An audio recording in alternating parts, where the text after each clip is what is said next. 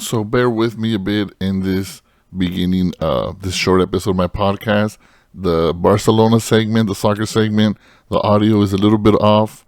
So I'll try to fix as much as I can, but it won't all sound this bad. So check it out. Historia que robaste, historia por robar. En los campos de Europa solo te vi a tragar. Robaste bandera, robaste chamartín. De lejos y de cerca te pican pegatín. Referí lleva tu escudo pegado al corazón. Y Dios se ganó. Ahí está en las alturas del mar. Roba Madrid, roba Madrid, roba Madrid, roba Madrid. Y nada más, y nada más, roba Madrid. Okay, enough of that. Welcome to a spontaneous short episode of my podcast. I have not done this. I have not done this recently. I wasn't trying to do this. I've stepped aside from doing videos, doing some podcasting, but the circumstances have called for this. It is time to come on the mic because what Barcelona has done this season has been some of the greatest things I've seen since Messi. So let's get started with a little bit of soccer talk. So I'll talk about soccer and a couple more points, but let's begin with some soccer talk. I know I don't want to spend too much time on it because not everybody's a soccer fan, but if you are, especially a Barcelona fan, stick around. You might want to hear this. So let's begin. Not one, not two, not three, four straight victories over Real Madrid for Barcelona this season alone. See, it isn't just that Barcelona won because they won the domestic treble. If you're new to this, that's the Liga, the league, the Copa del Rey, and the Spanish Super Cup. So, yes, Barcelona won all of them. They are, as of now, the Kings of Spain. They are the Kings of Spain and possibly the best team in the world. It's not just that they won these titles, though. It's that they beat Real Madrid, their rivals, and that's how they won these titles. So it's not only that they got to hoist the trophies, it's that they got to do that by beating Madrid. What more could you ask for if you're a Barcelona fan? Which makes it all the sweeter beating your rival for the Super Cup, for the Copa del Rey. So let's just see. They got to dethrone the quote-unquote best team in the world, right? I don't know. Do they still consider themselves the best team in the world? Because I know they did a few months ago, last year. But if you're keeping track, just in case, that's Barcelona. They beat Los Blancos 4-0 in the first meeting. They beat Los Merengues 5-2 in the Supercopa. And they also beat Los Galácticos 3-2 in the Copa del Rey. You know, when Koundé stole the pass right at the end and sealed the victory. And they beat, well, what are the nicknames? There's a fourth match. Madrid. You could call it that. Madrid, 4-3, they beat them, which should have been 5-3. They took away that goal because they just didn't want them to be embarrassed that bad, I guess, or whatever the reason was. They beat them 4-3 for the fourth time in the same season to secure the Spanish league title. What a time to be alive if you're a Barcelona fan. I mean, the only thing missing, of course, was that elusive Champions League crown. Can't seem to get that. Curse, maybe? Not sure. But the whole soccer world did see. I think they did witness the horrible officiating, the blatant fouls that could have been awarded penalties for Barcelona, and they were not. Despite that, though, remember, they were down 2-0 in the second leg at halftime, and they came back, stormed back, took the lead 3-2 with minutes left. And then, of course, what happened after is controversial. Barcelona defender is fouled when he tries to get control of the ball, so I feel like he should have cleared it on that very first touch. I'm not sure if he was able to, but I would have just cleared it. looked like he tried to gain control, but then he was fouled. Replay shows he was obviously fouled in the shin. And the Inter player right after that does a pass to the center, does a centro, and then the most improbable goal, if you see the Inter Milan just sticks his foot in there and fits it into this tiny window, whizzes right by the goalie of Barcelona, who sucks, by the way, probably our weakest link, or Araujo. One of those two are the weakest links.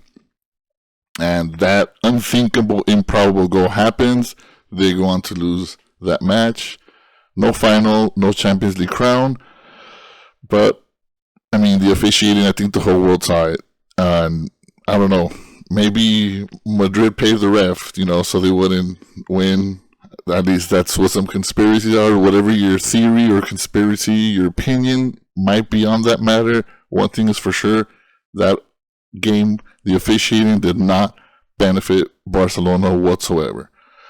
So no matter how successful this season was, and Hansi Flick's first year, we have probably the most exciting or the most prolific scoring team in the world. Not Madrid this year, Barcelona. If you see the goal differential from first and second place in the league, seriously, maybe that drought, that Champions League drought continues. So as good as they were this year, you can't win them all. I guess you can't win them all. Unless, of course, you're playing Madrid, then actually you could win them all because you did. But I really saw Barcelona fans going at Madrid fans this year. Like, they were really trolling them. They got cooked, man. And I usually hold back too. I usually, do one post and say something about Barca beating Madrid. But no, this time I saw a lot of it. I even saw comments saying, of Madrid fans saying, like, damn, they're really cooking us. We have to get them back next year. And maybe they will. But right now it's our time. Right now it's Barcelona. It's Barcelona's fans' time, and we're enjoying it, and we're still celebrating these epic defeats of Madrid. Seeing them act like fools on the sidelines, seeing Rudiger and seeing Jude Bellingham crying again and not refusing to shake hands, and just such sore losers, man. Just such sore losers. I know there's a sore loser here and there in probably every team all over the world, but I don't know what gets passed down. Like, they have this sense of entitlement that when they win, they could throw it in your face nonstop. But if they lose, making a scene, crying about it, getting kicked out of the field from the sideline. So I'm glad I'm a fan of the side that tries to show as much class when they win and when they lose. So right now, Kings of Spain, and probably the best team in the whole world, Barcelona. Thank you very much. So likewise, talking about sports and soccer, the other sport I wanted to mention was Formula One. So if you've been into Formula One in the last few years, as I only got into because my wife and drive time and all that, I got into because it's a sport. Cap is off. And I'm into sports. Anything that's competitive gets my attention.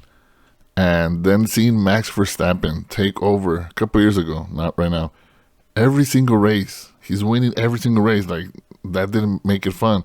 But then when you find out what he's saying and how he tries to push and bend the rules to his liking, so he won't lose, I was like, man, I hate to say it, but this guy's a little B. And then more so last year when, like, it seemed like before he was friends with Lando Norris, Baby Lando as he's called, and then I forgot which race that was that he did that move where he drove him off and I was saying, like, he can't do that move. Like, he literally pushed him off the track. It was like around the apex maybe. Anyway, it seems like he would rather throw his car into the other driver that's competing with him and risk a crash rather than give up the spot or take the lead. Or he rather drive off course and take the penalty. He will never take getting passed or defeated fair and square. He won't. He's a little B like that. But if you were into it, if you're not a Max Verstappen fan, now it's a good time to be watching it because there's a dynamic duo, and it's not Checo and Max Verstappen anymore. It's Lando and Piastri. McClaren is running the show right now. And seeing how they pressured in 2 races ago, this one that just happened at Monaco, the one before Verstappen won, the one before that one, where he was between Piastri and Lando, and they were just like chasing him, and they wore him out. They wore his tires out. He couldn't do anything. That was nice to watch. He came back the next race with a vengeance. He won. Then this one, Monaco, everyone's starting to complain a lot more because you can't pass anybody in this track. It's such a short track. 78 laps. It's such a short track, and it's almost impossible to pass. You have to rely on the pit stops, maybe a safety car, something of that nature. But McLaren, again, it was nice to not see Max Verstappen on the podium again. So we'll see what happens with them. I mean, I was into Red Bull because of Checo, Sergio Perez. He's Mexican. He's from Guadalajara. But then now that he's not there, why am I going to be a Red Bull fan? I like Ferrari, but seeing what Piastri and Lando are doing, they're dominating. I'm rooting for them. Lewis Hamilton too, but it was nice that he won one. I don't know if he's going to win any other race in first place this year, but sorry, Max, you're not the king anymore. So I did want to get at other points, but I didn't want to get too political. Even though right now, if you're a political commentator, the content is overwhelming. There is so much to talk about, no matter what side you're on, no matter what you support. There is so much content. Like, where do I begin if I want to talk about politics? It's just been so much. I mean, most of you know my stance by now. In no way, I am economically, I'm a progressive. In society, I think I'm more traditional. I'm not all for the LGBT rights over everything else and all that stuff. I believe in the traditional family. There was a study that came out that kids of parents that get divorced before they are 6 years old, they grow up to make less money, less income, and they grow up to commit more crime and spend more jail time.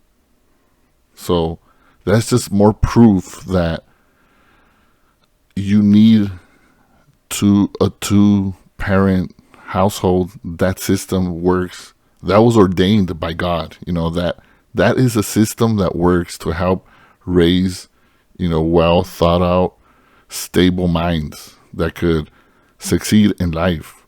Because that study was not a religious study. I'm just throwing my teaching into that the traditional father and mother being raised by that is the best way to raise a child. But don't get it twisted. I don't want to come off as a bigot of some sort. I'm all for humanity. I'm all for everybody's rights. I just have my certain beliefs on certain things of how children should be raised. And that's not to say someone that's not straight cannot raise a child. I'm sure many have and many will continue to do so. So I just want to make that point out. Of course, I'm a Democrat, so you know that. Anyway, here was the other point I wanted to bring up that rubbed me the wrong way out of all the things, of all the corruption I might see or might think about, is this. So I made a little segment about her like a year ago almost, about Ashli Babbit and what happened with her and how she was radicalized. She was from here, California, I believe Orange County or San Diego. She flew across the country to participate in the January 6th rally outside of the Capitol. She's the one that was shot, the only one that was shot from the protesters and killed by, I believe it was a police officer inside of the Capitol. So if you haven't seen that footage, go watch it. I'm not going to show it here. So inside one of the hallways, there's like another door frame with a window, and they're bashing it with the chair, and she proceeds to climb. And there's a couple of guys in suits standing on the other side telling him to stop. he has his gun drawn. I don't know if she saw an opening in climbing, maybe to the top of the little window, or what she was trying to do. She was just trying to like lead the way or something. But you can see that guy just points up and shoots her. She falls flat down. She got shot in the chest. She died right there. Trump got wind of that, and you would think any considerate, sane person would make sure to call this off and say, this is getting out of control.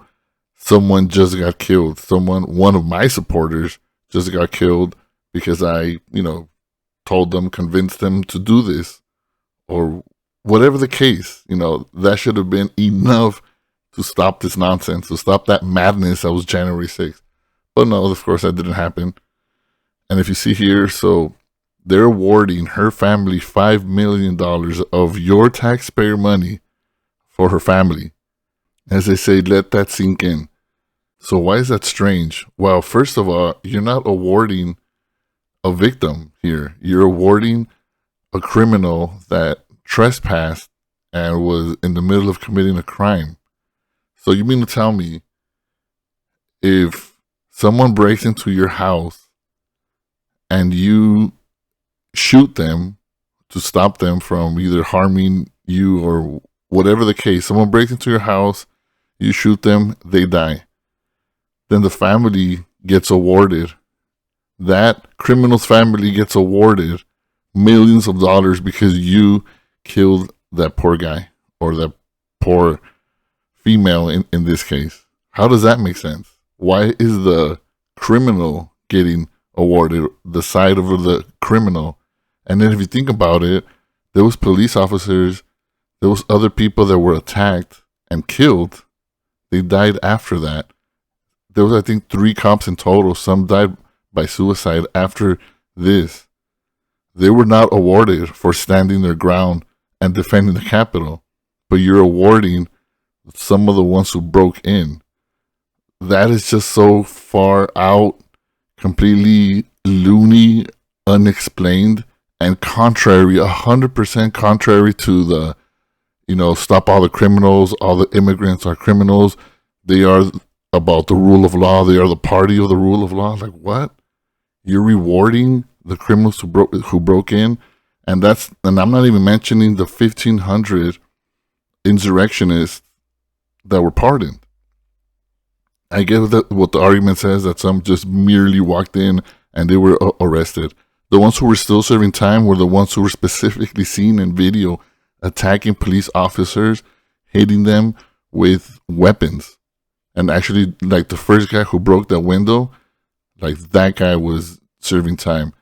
And a lot of people didn't see the hearings, but many of these people, they pleaded guilty.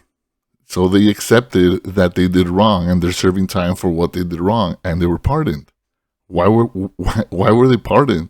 Anyways, that's a different story. But this one right here is the one that they try to paint her like a martyr, like she shouldn't have been killed. And yeah, maybe that guy shouldn't have pulled the trigger. Maybe he should have waited. I don't know. But why would you put yourself in that position where you're breaking in and there's armed guards inside? To what point? Like $5 million because their child sacrificed themselves supporting Trump. I guess that's the reward for devoting your life to his big lie. The other point I wanted to make was a bit more extensive, and I was thinking about in our community how we promote education and seeking, and how we should all seek for a better life, which means a better education, a better career, where you could help out your family and your community. So in this generation, in this day and age, I see a lot of influence from right-wing media, specifically this clown who has become very popular on TikTok and all over the place. You might have heard of him. If you haven't, if you listen to him, I feel bad for you. Charlie Kirk. There's a lot of commentators that I could talk about, but I want to make a specific video about Charlie Kirk and use his own words. But pretty much, to put it in a nutshell, because I'm not going to go that extensive into it, is that he goes to college campuses all over the nation, and now he's backed by rich billionaires from the Trump organization to help people vote for Trump, and he's literally helped Trump get into office. And his whole thing is college is a scam. He goes to tell every college students that they're being scammed, that they don't need an education, that they shouldn't finish their degree. That's his whole thing, is not finishing your education. So you would think, how does that make sense? Well, let me put it to you as simple as it could be put. When Republicans finish college, by the time they finish, they're more likely to vote Democrat. So in their eyes, they're losing voters by having people get their degrees. So if they could stop students, if they could stop Americans from obtaining their degrees, they could still hold a lot of Republicans more. And that's why he's doing it. That's his whole reason of stopping students from getting their education. He's not going to tell you that, but he's trying to convince all the students that they're wasting their time, that it's a scam, that they don't need to finish their college degree, because the statistics show that from bachelor's degree and up, it's like 80% more likely you're going to vote for Democrats. Now, we could get into why that is. They like to call it that they're getting indoctrinated. Maybe some could say they're opening their eyes. They're meeting people from other parts of the world. Their mentality, they opened up. They see a lot of truth that's happening all over the world, that where they came from in their small town or in their conservative household, they didn't know about it and didn't exist. But once you get introduced to the world, to the nation, to reality, you're more likely to vote on policies that benefit everybody, which would be democratic policies. So that's why I'm firmly against Charlie Kirk. I want to make a video more into detail about the nonsense that he spews, not only about finishing college, so many things that he says that I'm really concerned. I've thought about this, and having been in an APS meeting a couple weeks ago and seeing how everybody that goes to school, we're all part of this community and we can network and help each other out to finish your degree. And then I'm thinking, like, a lot of these young minds here probably listen to Charlie Kirk, and which is his whole notion is very contradictory to our teaching in our community and in our faith, to not finish college because it's a scam. Take it from me, I didn't finish college and I struggle because of that. I struggle because I don't have that certificate, that piece of paper that says I'm capable of doing something, even though I am, but that paper is a requirement on a lot of jobs that I could have had. So I just want to leave that. There for now. So I think I'll wrap this one up and I'll see if I'm able to get back into this again. I haven't been able to, but if I do, it's not going to be all political content. There's a lot of cool, fun stuff to talk about that does not include politics, or maybe we just make fun of it and laugh about it, because at the end of the day, we all want to win. And even though it seems like we're not right now, when our price is going to go down, right? No. So The Handmaid's Tale tonight is the series finale. If you haven't watched The Handmaid's Tale, man, this last season, I wish Game of Thrones could see what if you're a Game of Thrones fan and if you suffered the last season like I did and many of us did, this series finale has everything you would want. It's such a gut punch, both good and bad, that I think The Handmaid's Tale is going to go down as one of the best shows. So if you haven't seen it, I highly recommend it. Can't wait to watch it. And I think I'm going to wrap it up. So thank you for tuning in. If you tuned into this one and you're like, hey, wow, he didn't talk about a lot of the political stuff, or maybe something you could relate to, go ahead and like or subscribe. I want to see if this thing could work. I want to see if it could work. Maybe I'm giving it another go around here because I've only done one video in the past like 6 months. So we'll see how this goes. Let me know if there's any feedback. Just put it that way. If you watch The Handmaid's Tale, actually, I want to go ahead and comment something. Comment something if you've seen The Handmaid's Tale. If you know, you know. All right, thanks for stopping by. Peace out.